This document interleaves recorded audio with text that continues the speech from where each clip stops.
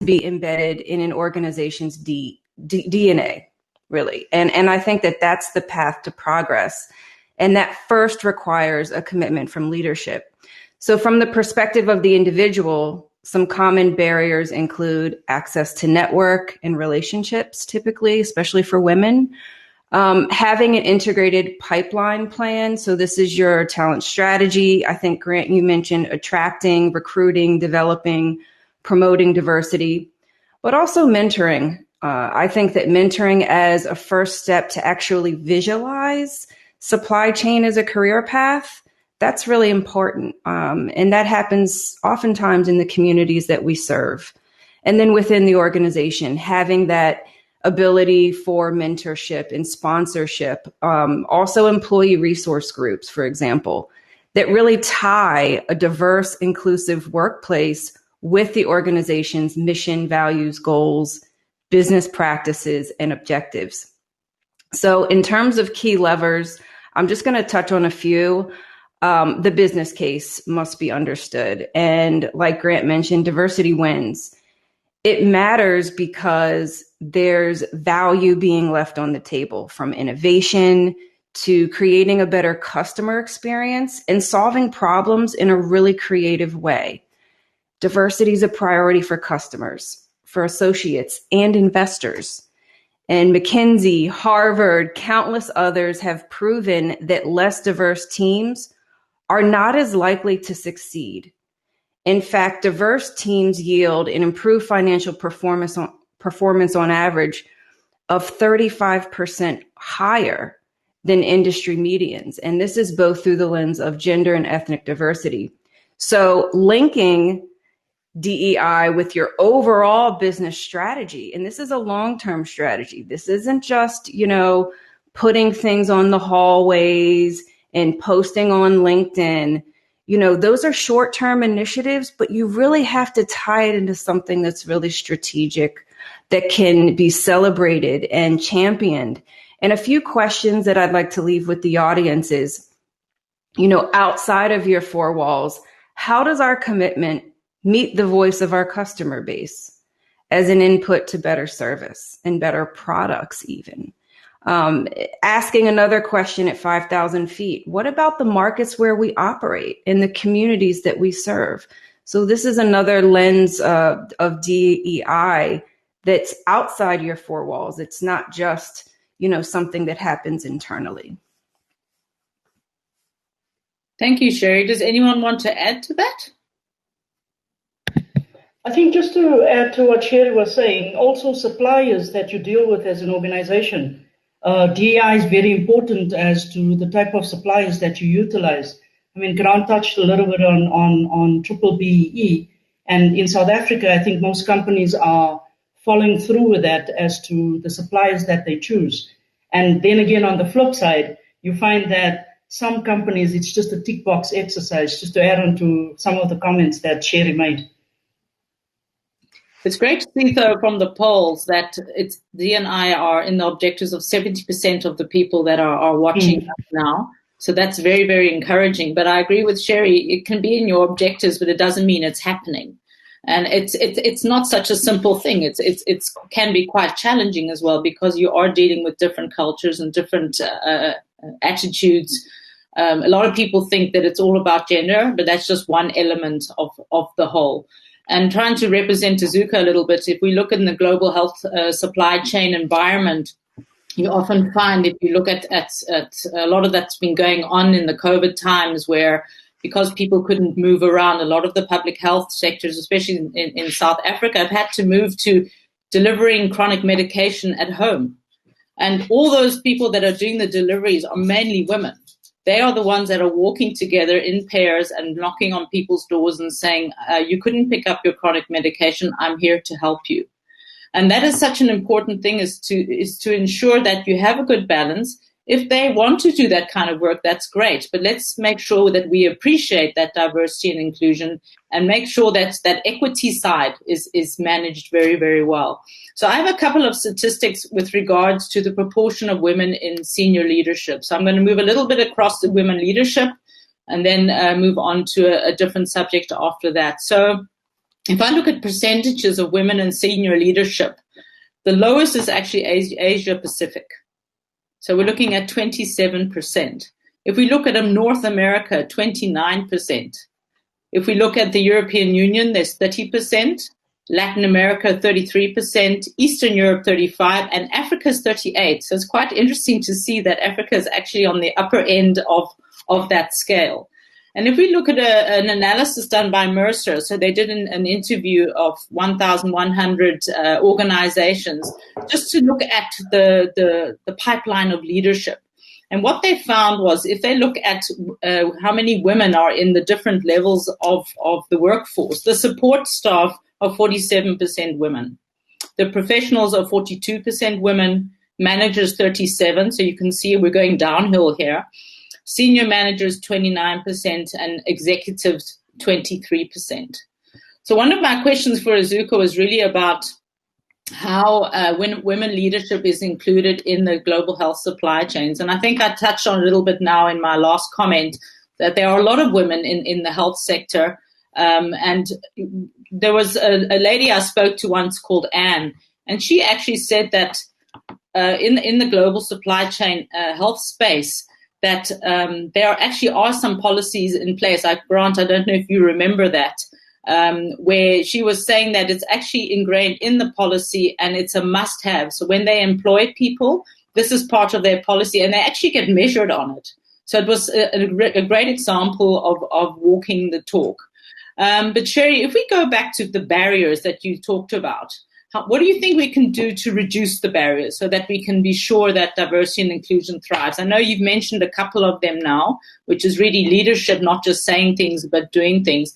What are some concrete things that we sort of sometimes have to force a direction in with regards to diversity and inclusion? I think that we need metrics to track progress, and you've touched on that. You have to be able to visualize progress, but also be mindful at the same time that it's hard to measure feeling included. And I think that sometimes that's where it gets really difficult. It's also uncomfortable for companies to be transparent. And if they aren't really where they would like to be, or they say that they are, I think that that's also what I find in feedback from different roundtables and consulting engagements. It can be a very touchy area. But the wicked opportunity is that without clear measures to track diversity, equity, and inclusion efforts and outcomes, I think the tendency to revert back to those habitual and ingrained thinking behavior patterns, it really limits the ability to unlock the value in diversity. So you need it on just from a process perspective, because I'm a supply chain gal. You need to know, where are my bias blind spots in my hire to fire, hire to promotion process? You really have to be able to look and identify risk areas and then prioritize your initiatives, set targets and other program goals, be able to assign accountability, and then measure the impact to engage stakeholders. So, this strengthens the leadership commitment that I mentioned in my first response, but also the ability to advocate for further change. And there are a few KPIs I'm sure that the panelists have heard of, but I'm just going to tick a few: representation, retention, recruitment, selection, promotion, development, making sure that you have pay equity, measuring employee engagement, really focusing on some of those employee resource groups or focus groups, and then also looking at supplier diversity, which was mentioned earlier, and customer diversity, customer experience and loyalty. These are all applicable to DEI initiatives in supply chain. So I'm just looking at the discussion panel. Thank you for that, Sheri. And I see my friend Herbert is there. And he was saying that the UN is actually in the process of changing and updating its competency framework. So they're moving from respect for diversity to inclusion. And the performance of the managers will be measured against this. So this is a great example of what you are talking about. He says that the effort and the outreach and the results are all going to be measured. So they're not allowed to reach out to underrepresented candidates, whether women or minorities, and motivate them to apply for positions. So I think that's already a great example of how you're saying, we need to include women, but we need to include everybody. And at the end of the day, we want the right person for the job. But often people get looked over because of the fact that they don't dare to apply. I think that's one of the things you spoke about, Sheri, when you spoke about mentoring. What you tend to find is there's I don't think I can do the job 100%, therefore I'm not going to apply. Where they've actually proven that men go, well, if I can do it 70%, I can learn the rest. And that is actually true. Oh, if you can do 80% of it, just do it, because if you're not learning, you're not developing. So, that's what we need to do. We have to check every single box in the job description. Yeah. So, I mean, if we can go further upstream, and I believe we opened with this question, we really have to focus on how we write job descriptions to be more inclusive. I think that's another big opportunity, because self-included, I have literally read a job description, and if I don't check every single box, I don't apply. Yeah. And I think that that's a reality for a lot of women. No, definitely. And I think, let's I'm going to throw a curveball at Grant or Glenda. You can decide who's going to answer. When we look at, diversity and inclusion, we talk a lot about understanding people coming from different cultures, how they think. And I think COVID-19 has caused a lot of mental health issues. So, someone in my family works at a medical aid, and they've never had so many people going to the doctor, going for mental health support, because of the fact that they were locked down and that it was very, very difficult to manage their life. How do you think a company can manage that? What should they be doing to make sure that that mental health is also included as an important part of driving the workforce and making sure that everybody's feeling motivated? So either of one of you, I'm going to throw the ball at you. Okay, I'll comment, Grant, and then maybe you can chip in. So, first of all, I would expect a company to have a health and wellness program already, even before COVID, right? Because that obviously addresses a number of mental health issues with employees, but also other issues, MJ. So Grant was talking earlier about policies. I would definitely expect the health and wellness policy to be in place as part of the HR strategy, or even the entire end-to-end business strategy.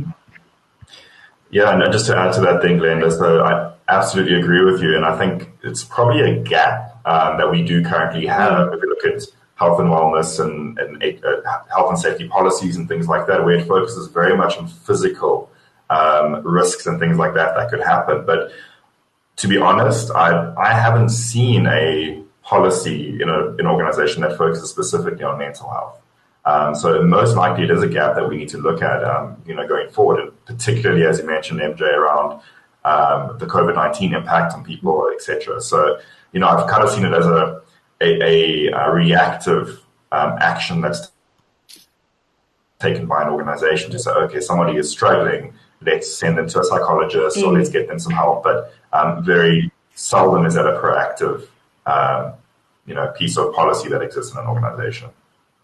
Yeah, and just to add what Grant's also saying, some of the policies are actually in HR policies, right? It's probably like a small percentage of companies that actually has a health and wellness policy or health and safety policy. But in their HR policies, you'll find that they talk about various institutions that employees can go to actually have a mental check or see a psychologist. And definitely agree there is a major gap now with COVID-19. And a lot of companies had to pivot that way and actually focus on mental wellness. But also, MJ, as much as we're expecting the companies to take that responsibility, I think it's up to us as individuals to also have that responsibility of ensuring that our mental health is on par, just in my opinion. I think you can't always expect as an employee or as an individual of an organization that the company should have all of this in place. I do believe you should take accountability for your mental health as well. Yeah, and I think, and that's a tough one, because mental health often has a stigma attached to it. And I think it's really, really important that mental health, if you're struggling, you must reach out and raise your hand and say, I'm not doing well. before you end up in a burnout or some sort of nervous breakdown. And often people say, I'm coping, it's fine, I can manage, but they're not sleeping, they're not focusing, they're not delivering what they need to deliver, and it becomes a vicious circle. So I think, for me, it was important to mention in this panel and for the audience that don't be afraid. If you feel that you're not coping, it's okay, and reach out and get help, whether it's your HR or your manager. And talking to managers, if you feel someone isn't coping, then approach them, talk to them one-to-one, and ask them, are you okay? And try and pick up those signs. I want to sorry, MJ, and especially with people working at home right now. Yeah. I mean, people are working like flipping long hours, 18 hours a day, and over weekends. I mean, I've got mentees that are doing that. And again, yes, it's important for the company to look at that, but also for the individual as well. So I think that's an important angle on diversity and inclusion that hasn't been spoken about a lot, but I think COVID has brought us a lot of things that have made us wake up and realize there's more out there than what we always talk about or think we know about. I want to talk a little bit about unconscious bias. Unconscious bias, I think, is something that is really, really important to recognize in the area of diversity, inclusion, and equity. So unconscious bias are, if I define it, it's a learned stereotype that are automatic, unintentional, deeply ingrained, universal, and able to influence behavior. So sometimes you don't even realize it. So that's why they call it unconscious bias. So if you're biased and maybe in your childhood you grew up with some sort of attitude about something, you walk into a meeting and it's so ingrained in you that you don't even realize that you're reacting to it because it's within you. And this is something I think that's highly underestimated, especially across the context of diversity and inclusion. So let me go back to you, Glenda. How do you practice and live D&I in your day-to-day life? And have you got an example of potential unconscious bias? And it doesn't have to be anything personal, but if you've ever had that experience, I'll let the other two think about it in the meanwhile. I grabbed you first. But I think it's important to give examples so that people understand what it really is. And then we'll talk a little bit about how it impacts D&I. Okay. No, give Glenda all the difficult questions. No problem. So we're going to go to Sheri next, and she's still drinking coffee at 5 a.m. So I believe strongly in ensuring that all members of my team feel capable of success. That's first, right? So one way this shows up is in the way I conduct meetings and allocate responsibilities. I'm also mindful of who's speaking and whose ideas are getting heard. So, and not just within the project team that I'm leading currently or within my own business, but also in corporate. I was very mindful of that. And I would redirect, conversations to make sure that each person is heard. And again, I also recognize that those differences within the team, whether culturally or gender, obviously those differences make me a better leader. That's what I feel, right? So, and also by being who I am, I'm actually giving those that's reporting to me permission to be themselves. And to give you an example of a potential unconscious bias, so female based in Johannesburg, South Africa, black female based in Johannesburg, South Africa, leading a very diverse team of project managers in various countries, namely Senegal, Kenya, and Nigeria. So again, people from different diverse backgrounds, women and men. But again, as to how I grew up in my career, I sometimes find that I would tend to give the men the position to take the lead in some instances. And then I would okay, Glenda, maybe a female can do it better, or maybe this individual can do it better. And the minute I become conscious of that, is that I've practiced that behavior, right? I'm not embarrassed to change the position. I'm not embarrassed to say, okay, you know what? Why don't we move on from this? We've always given this individual. Now let's choose somebody else. And if you look at even at this year's CHAINovation conference, the entire team actually took part in it. Our women in the team actually gave an update on our global health supply chain initiative. And maturity model, we had a male and a female. So I try to bring in that, but if you ask me if that unconscious bias is there, yes, it is. However, once you're aware of it, you can actually work on it daily. And I trust that that's what I do. And again, anybody that says they're perfect with that, I would like to have that discussion and get your your input and help me to actually also become a better leader. Thanks, Glenda. Yeah, unconscious bias, it can create some huge setbacks in full transparency. Having lived through it and been on the other end of unconscious bias, it can have an impact on recruitment and mentoring and career path, including promotions, like Glenda just mentioned. But I think, it hampers equal opportunities in terms of selection and progression to high-level management, the broken rung of leadership, like your stats teased out, MJ.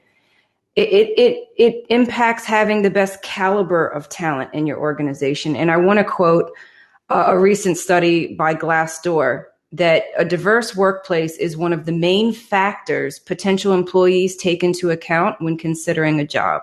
So think about how unconscious bias impacts potential and current employees. And when you look at how the stats are broken out, it says that of the people surveyed who aren't white men, just how important is DEI in the workplace? 72% of women, 89% of African Americans, 80% of Asians, and 70% of Latinx populations. They all prioritize this as important in their job search. And when you think about what's really central to creating and attracting talented employees, workers want this. They want this. It's a priority. And 45% of workers, according to Gallup, have experienced that discrimination or harassment that stems from unconscious bias in the past year. And I'd like to see a raise of hands, and you don't have to, I don't know if we have hand raise here, but how many people have felt discriminated against in their career? Raise your hand. Many. You can use the light. Yeah, there's a hand raised there. Many times. Many I see times. lots coming now, lots of hands. Self-included. Yeah. So here's another thing that Gallup found. Only 40% of women feel satisfied with the decision-making process at their organization versus 70% of men in that same population. So I think that unconscious bias, it can lead to job dissatisfaction and poor employee retention. So these are the costs of not creating inclusivity in the workplace. And that's how I think that unconscious bias, it really, it's a cancer in an organization, in my opinion. Thank you, Sheri. Grant, what do you think? Thank you. So, I mean, I'm thinking about how unconscious bias manifests itself in the workplace, and there's many examples of that. The one that we had the similar discussion a couple of weeks ago, MJ, on the same topic. And one of the aspects that was brought up is the boys club, right, that you often see in organizations. And it's definitely a real thing. And I don't think in most cases it's a malicious intent, but it just becomes this clique in an organization that does hinder the ability of others to speak up, to do the things that they need to do, to take ownership of certain things because they feel excluded from that. And those kind of things, or like this old boys club concept, is something that should be left in a social circle, right? That kind of thing has no place in a workplace where you need that inclusion amongst various different people, because your goal there is not popularity. It's you're there to perform a certain task and to make the business work. So that's one aspect that I've seen it definitely play out. Another area is just thinking through some previous recruitment processes that I went through at organizations where the one organization actually had a profile of their ideal person, right? So every time they would recruit a new employee, they would say, how closely does this person align to that profile, right? So there's personality traits and maybe a couple of skill aspects and things like that. But it's almost like, well, we're trying to get the same person or the same way of thinking into this organization versus thinking, how can we maybe expand that and fill in the gaps that we have currently in our personality profile overall in this organization. So there's many things like that happen. And I think that there's a good intent in that. They wanted to get people that are similar so they can, they think that this works. But you got to think of the bigger picture sometimes and think of how these biases are playing out in real life. Great, thanks to everyone for your answers. I was on a panel just 30 minutes ago. We were talking about reshaping the supply chain, and we spoke a lot about agility and managing how do you manage a situation like that. COVID-19 was an event. In the supply chain world, it was an event. It's something that happened, and we all need to be able to cope with it. And D&I and E is very, very important there, because we need to get more innovative. We need to get more agile. We need to be able to react more, let's say react better, because we all try to anticipate through planning, through forecast management, having all the S&OP conversations, and all those processes have to happen. We need the right technology. We need the right people, which D&I is all about. But if you keep asking for the same kind of people, you as a business are not going to move forward, because you're going to be doing the same of the same as what Grant is talking about. And, you always have that person that we call the cat amongst the pigeons, the one who's always throwing things in the middle of the meeting. And you're going, I wish that person wouldn't speak. But you actually need that person, because that person's going to make you think. The fact that they're actually irritating you means that they've pushed a trigger and they're going to make you think. And they're often the very creative ones. So you need the one with the black cap, definitely. So we have another poll going on, and it talks about unconscious bias. So I'd like to run that one now if I can, Jenny. And it talks about how your company trains you to manage unconscious bias. So first of all, your company even has to know what unconscious bias is. But if your company, I want to know, do they train you on it? So do they make you aware of it? And do they help you manage it? Let's see what happens. I'm going to see if the poll is open. Great, the poll is open. So please just say yes or no. I've tried to make the poll very simple because I'm very curious to see if any company at all is training on how to manage unconscious bias and even explain to the employees what it is. So while we're waiting for that, a question now, again, Sheri, and maybe Grant, maybe the two of you can answer this together, is about that we spoke about policy designers. So you spoke about the documentation that companies have, what your suppliers have. I can see the winner of the poll so far is no. So nobody seems to have it. That means that most people have said no now, which makes us all smile, because I think we're touching on exactly the right subject. That just shows that it's not being addressed. And that's something we need to look at. So when you want to implement the training and getting companies to manage that unconscious bias, where do you think you should start? I know you're all going to say with the leadership, but what are you going to tell them? So I'm throwing you another curveball, because if the poll is saying no, how do we help? Sheri, I'll start with you. Yeah, I think, and I just want to diverge a little bit, because I was just, digesting what you just said a few moments ago, MJ. And I think a huge opportunity that's often not discussed is holding bad actors accountable in an organization. And this also relates to unconscious bias. I think it can be uncomfortable to call it out. I've been in a situation in my career early on where I didn't say anything, and when I knew it was happening, and I just sort of swallowed it. And after about 15 years, I decided to stand up, and I remember that day. I am visualizing now as I speak about it. And what often happens is, there's a shock. The person oftentimes doesn't realize that they're doing it. Common shared language can be an example. When you're in a room and you're describing something, a customer or a leader, in a design thinking session, for example, and you always use he over and over. And I said, a woman could actually be a chief supply chain officer. So can we say he or she? And it was interesting because that had gone on for about 8 hours that day. And these very senior leaders in an organization I won't mention, they weren't even aware that they were saying it or that it was impacting me in that way. So the initial reaction is shock. But then I also think that, standing up in that moment of unconscious bias can be a real bridge for learning. And it's uncomfortable for people to step out there and actually speak up, but it's really important. You mentioned sort of being a rebel in the room. And I think that that's really important in order for things to change, that there is going to be that uncomfortable gap, so to speak, before we actually create the type of environment where everyone thrives and everyone communicates in a way that they feel included in the workplace. So I would just wanted to share that example, MJ. Thank you. Is there anything Glenda or Grant would like to add? Because then I would like to run a quick video on the 5 important key elements of diversity in your business.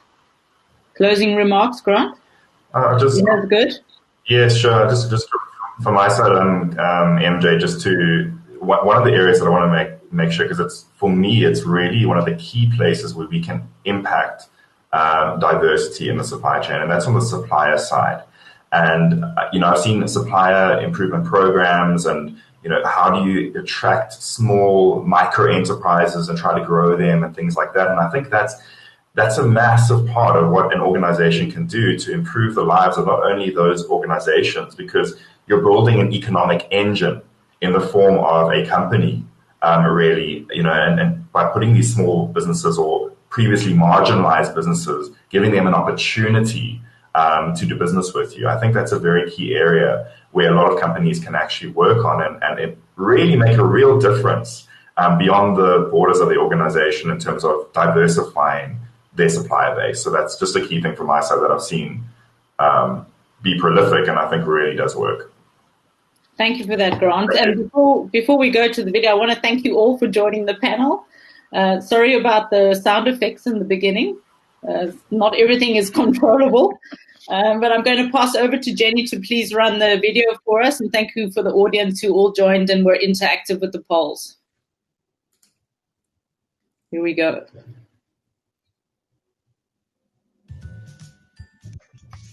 Hi. In this video, you will learn why diversity in the workforce is important. Diversity is including many different aspects of society, tradition, culture, race, gender, and background experiences in one's organization. It can be considered as a strategy to have a productive growth in the years ahead. Diversity in the workforce is needed for the following 5 reasons. By combining different cultures and experiences, you will have a broad range of understanding of what the consumer needs.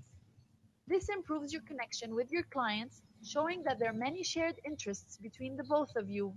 By showing your team that your business is a source of acceptance to all differences, makes them feel more trusted, respected, and thus strong friendships will grow among all.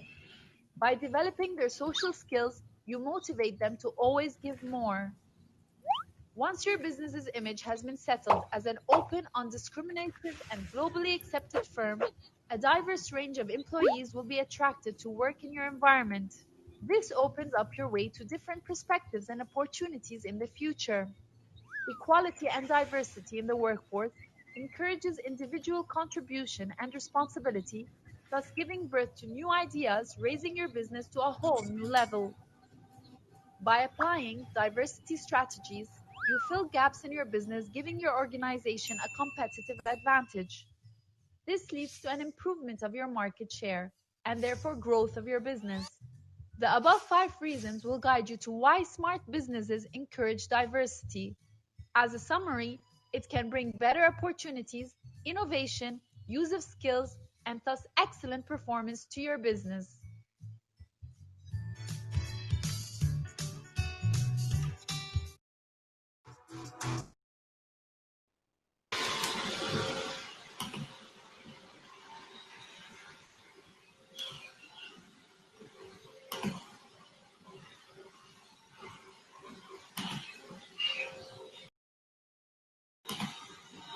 That's it. Okay, we go. Well done. Thanks, everybody. Thanks.